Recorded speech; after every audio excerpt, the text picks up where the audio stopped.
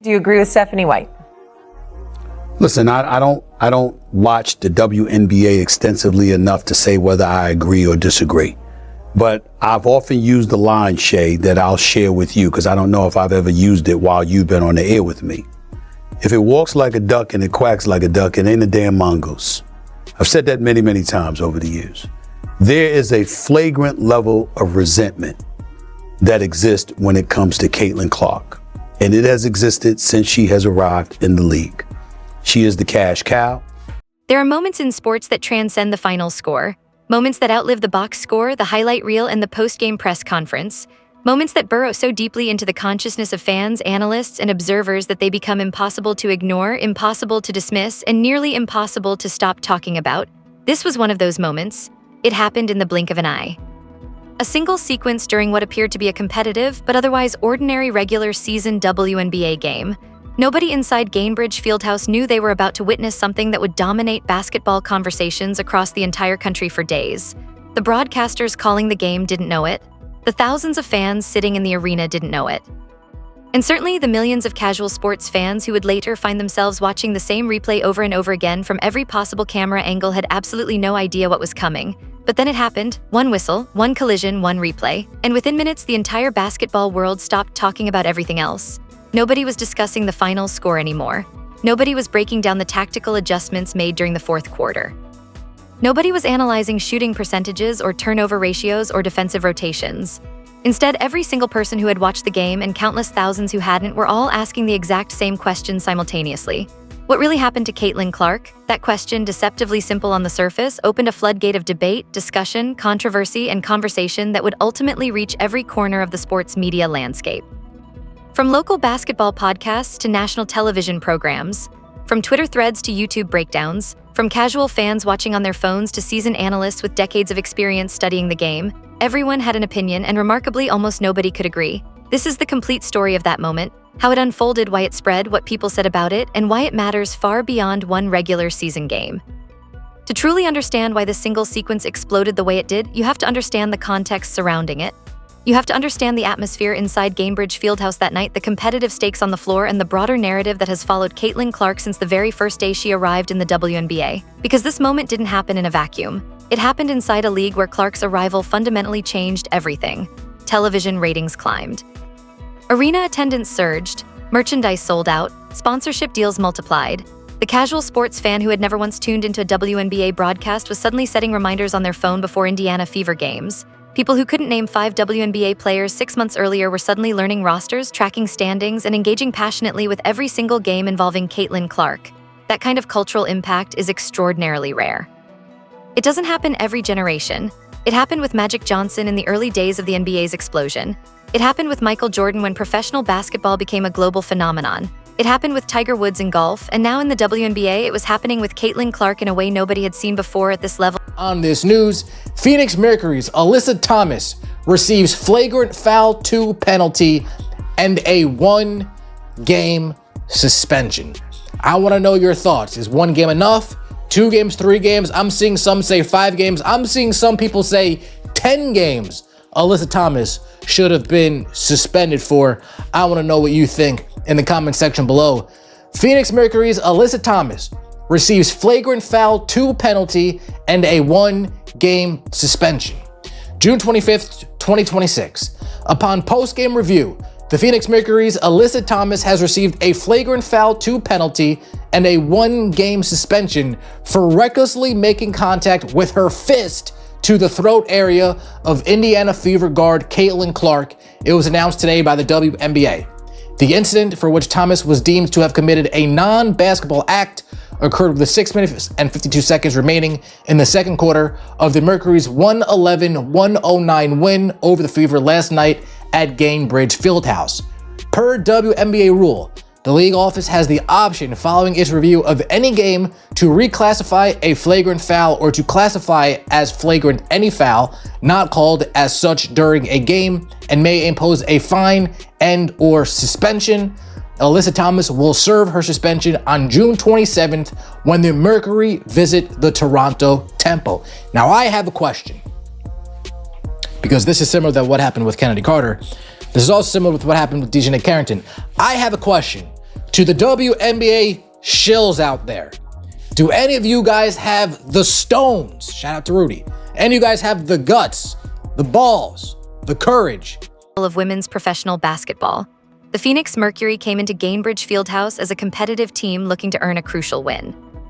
Indiana Fever, energized by their superstar and a passionate home crowd, were pushing hard in the opposite direction. Both teams understood the stakes.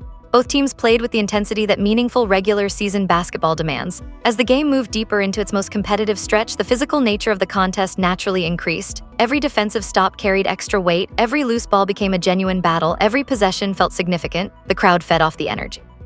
The players fed off each other. This was exactly the kind of basketball that builds tension and creates moments worth remembering. Then, with 6 minutes and 52 seconds remaining in the second quarter, one of those moments arrived. The play itself was fast. That's the nature of high-level basketball. Things happen in fractions of seconds. Bodies move at incredible speeds. Decisions get made instinctively. Contact occurs constantly throughout the course of any competitive game at this level. But what happened during this particular sequence immediately drew attention from multiple directions simultaneously.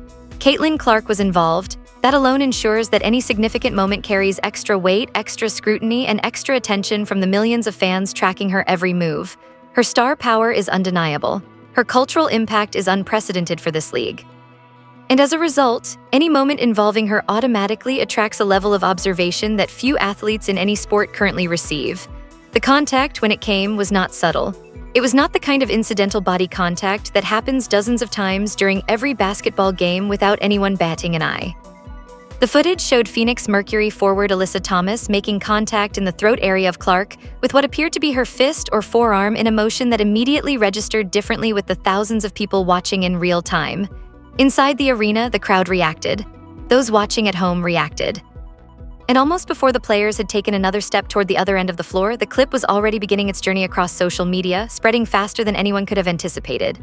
The officials reviewed the play, a foul was called, but the question that immediately began dominating every conversation wasn't whether the right call had been made in real time. The question was much larger than that, much more significant, and much harder to answer with a single whistle. What happened next is a testament to the unique moment we currently live in when it comes to sports, technology, her star power and her cachet. And as a result, if they have an opportunity to go at her, they're going to take it. Now, Caitlyn Clark is no innocent bystander in all of this. She's a high-end competitor. She can be very feisty. We saw from her college days where she can chirp and talk junk at you, which is why Angel Reese went at her when they ultimately beat her for the national championship, because she was chirping right back at her and trolling her. That's where the real fame of Angel Reese rose. We saw all of this. In the end, there are people that undoubtedly respect her, and you have an appreciation for what she's brought to the game in terms of notoriety and what have you. And I'll be the first to say that the Janae Ogumike's, the Andrea Carters, and all of them, Monica McNutts, are far more qualified than me to speak on the issue because they see more of it than I do. But with what I've seen, you are able to say 1 + 1 = 2. And there's been a level of resentment that has existed where I believe there's been a failure on the part of some people to appreciate the mantra of a rising tide lifts all boats. Ride this cash cow till the wheels come off. They did it in the NBA with Magic Johnson. They did it ultimately with Michael Jordan.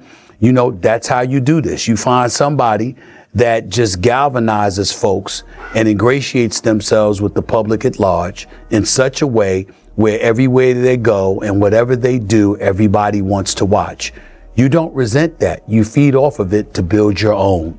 And I think that WNBA as a whole, that women's basketball as a whole, and some, not most, not all, but some WNBA players need to appreciate that and gravitate to that and grab hold of that and ride that wave to your own ascension, as opposed to resenting it and showcasing it the second you get an opportunity to, whenever Caitlyn Clark is in your vicinity. That would be my advice. That's all I could say about that.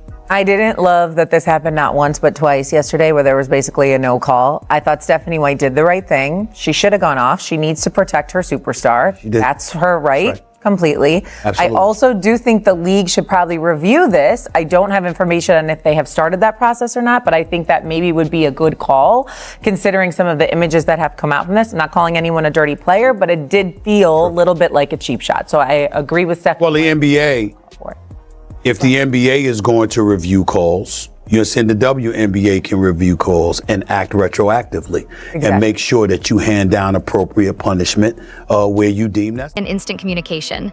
Within minutes of the sequence occurring, the clip appeared everywhere simultaneously. Basketball pages posted it, sports channels uploaded it, YouTube creators began building breakdowns around it, podcasters began recording their reactions to it, national television producers began flagging it for discussion segments. And across every social media platform imaginable, thousands upon thousands of fans were sharing the exact same piece of footage with radically different captions, radically different interpretations, and radically different emotional responses. The replay appeared from one camera angle, then another, then a third. Someone found a wide shot, someone else isolated a close-up. Frame-by-frame breakdowns began circulating, slow-motion versions spread, split-screen comparisons emerged. Every new angle seemed to create an entirely new conversation, because every new angle showed something slightly different, and every slightly different view seemed to validate whichever opinion the viewer already held going into the watch. That's the fascinating and maddening reality of viral sports moments in the modern era. The more footage becomes available, the more divided the audience becomes, because people don't watch replays as blank slates. They watch them with existing opinions, existing loyalties, and existing feelings about the players involved, the league involved, and the broader narrative surrounding the situation. And those existing frameworks shape what they see more powerfully than the footage itself. Some fans looked at the replay and said it was simply aggressive physical basketball, hard play, the kind of contact that happens in competitive games, nothing intentional, nothing worth manufacturing a major controversy around. Move on, they said, this is what high-level basketball looks like. Others watched the exact same footage from the exact same angles and came away with an entirely different conclusion. They saw deliberate contact, they saw a targeted action, they saw a moment that fit into a pattern they had already been observing throughout Clark's first years in the league, and they weren't willing to simply move on. Neither side was entirely wrong in how they were processing what they saw. That's what made this debate so compelling and so persistent. This wasn't a situation where one side was clearly correct and the other side was clearly mistaken. This was a genuine difference of interpretation that fueled hundreds of thousands of individual conversations happening simultaneously across the entire sports media landscape. To understand why this moment generated such an extraordinary response, you have to zoom out from the single play and look at the broader conversation that has surrounded Caitlyn Clark since her very first professional game. There has been, in the words of commentators who have followed her journey closely, a flagrant level of resentment that has existed around her arrival in the WNBA. That's a strong characterization, and reasonable people can debate how accurate it is. But what is undeniable is that Clark has faced an unusual volume of physical confrontations throughout her professional career. Physical confrontations that have repeatedly generated debate about whether they were simply the product of competitive basketball or something more pointed and deliberate.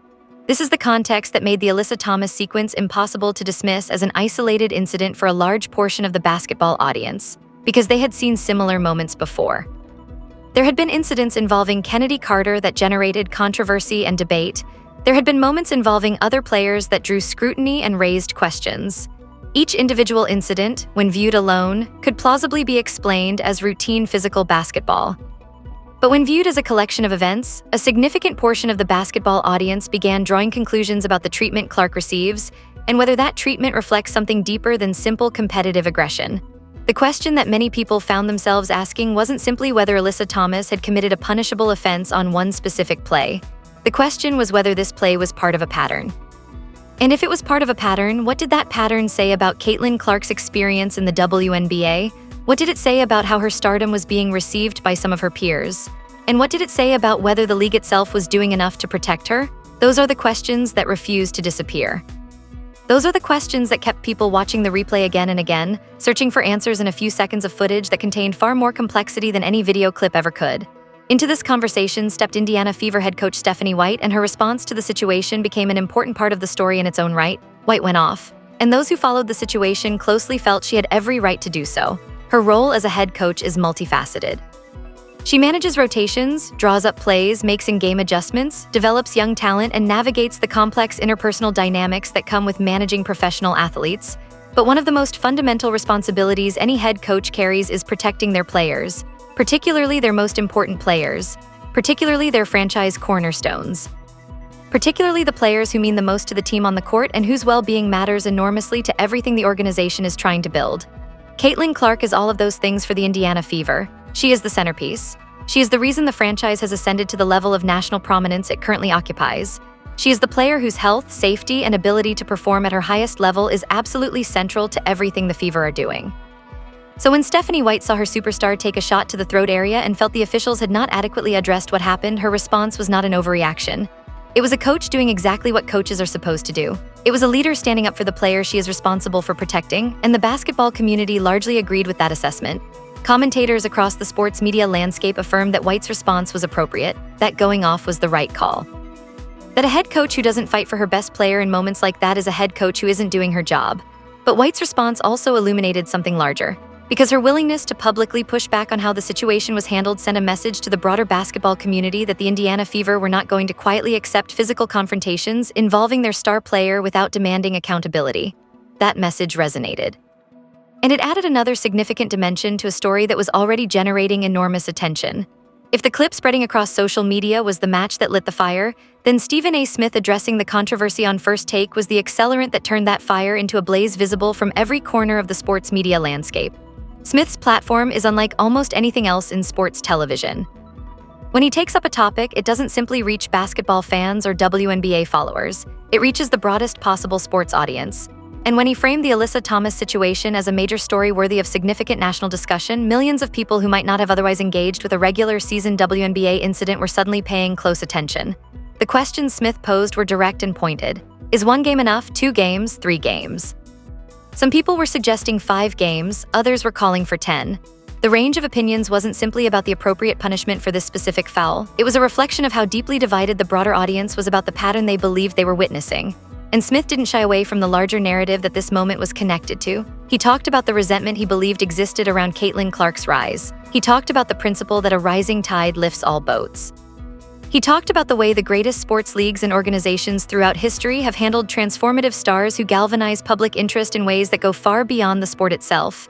His point was direct and worth examining carefully.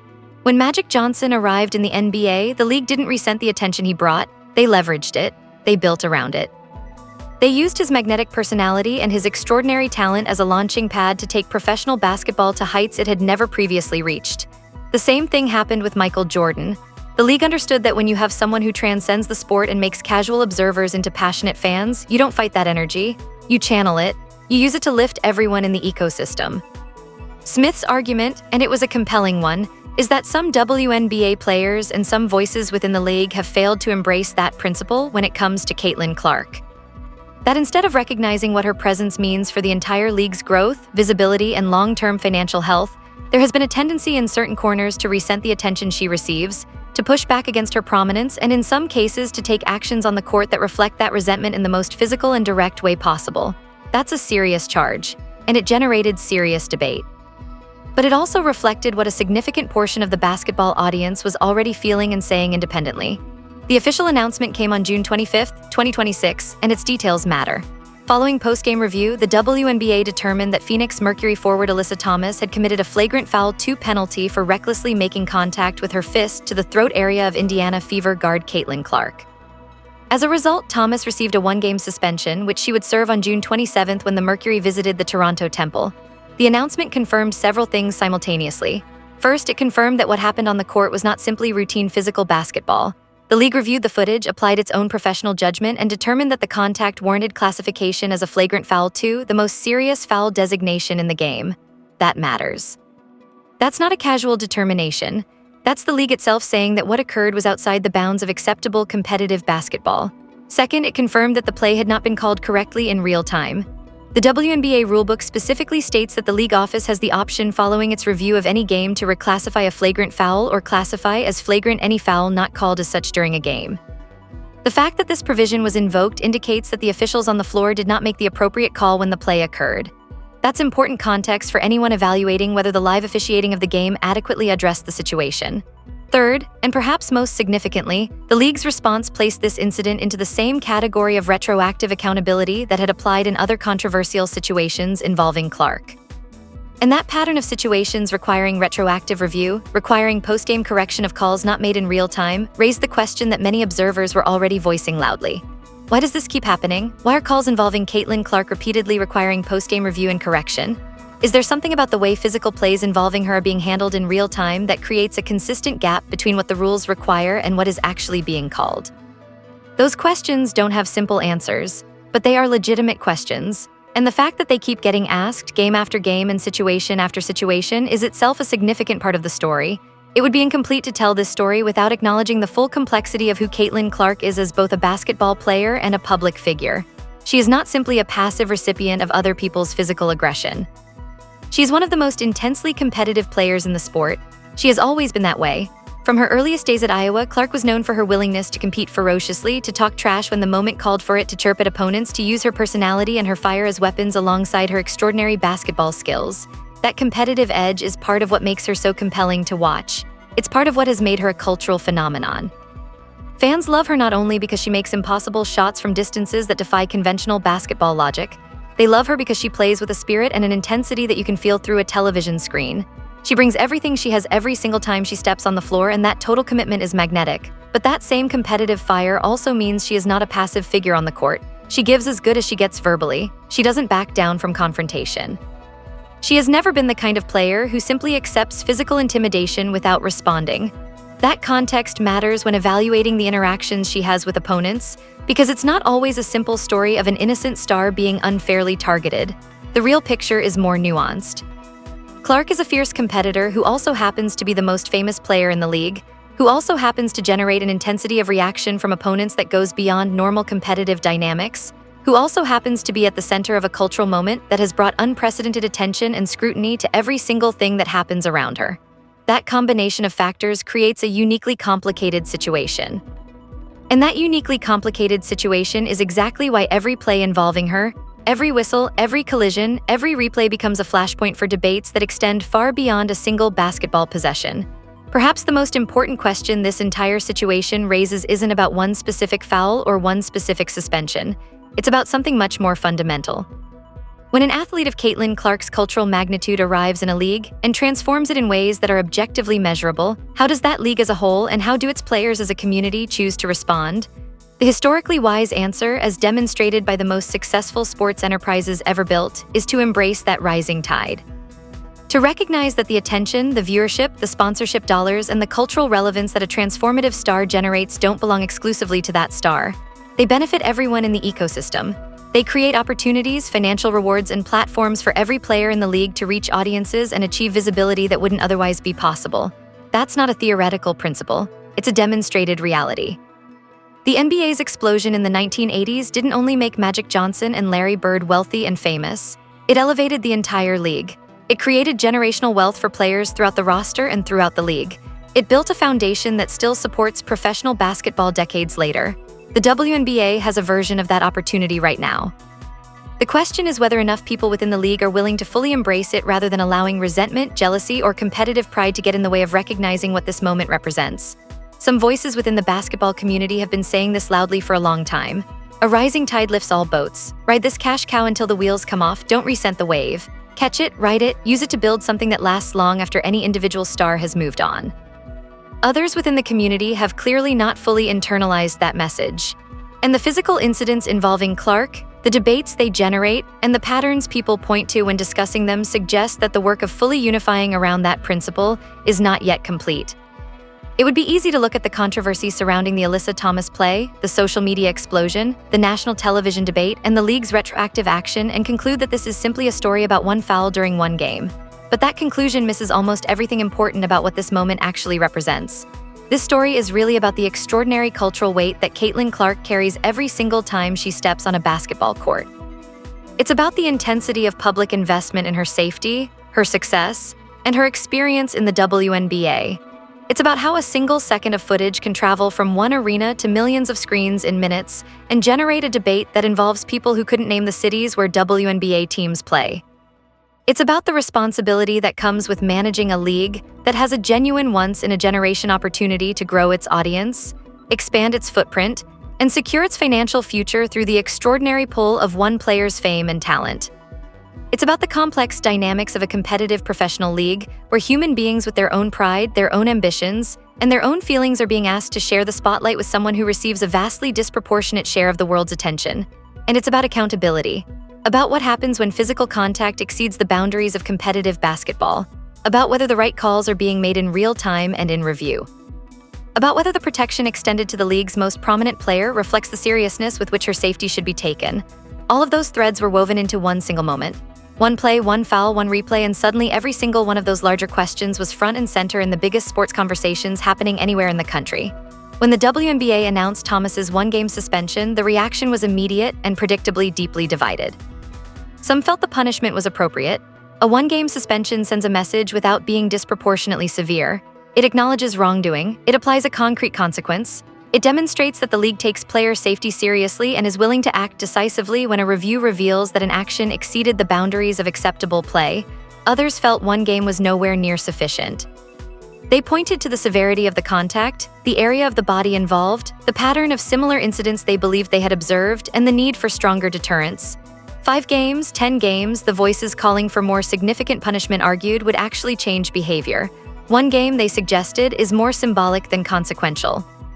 Still others questioned why the call hadn't been made correctly in real time at all, suggesting that if on-floor officiating had been more attentive, the post-game review process wouldn't need to function as a corrective mechanism quite so frequently.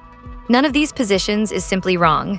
Each reflects a legitimate perspective on what accountability should look like in a professional sports league.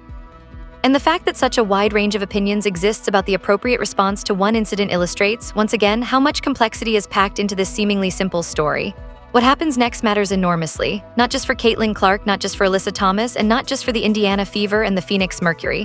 What happens next matters for the WNBA as a whole, for how the league continues to grow.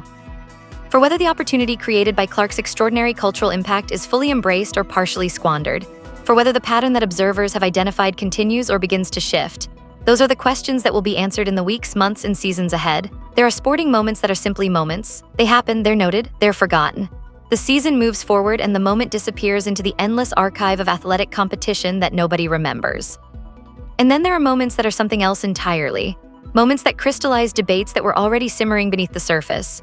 Moments that force conversations that needed to happen. Moments that reveal something true about the sport, the league, or the cultural situations surrounding them that wouldn't have been as visible without the specific catalyst of that specific play on that specific night. What happened at Gainbridge Fieldhouse was the second kind of moment. One foul, one replay. Unsuspension. And suddenly every major question surrounding Caitlyn Clark's place in the WNBA, every debate about physical play and officiating consistency and league accountability, every conversation about resentment versus embrace when it comes to the most transformative star the league has ever seen, all of it moved from the background to the absolute front and center of the national sports conversation. The basketball world didn't just watch the clip once, they watched it again.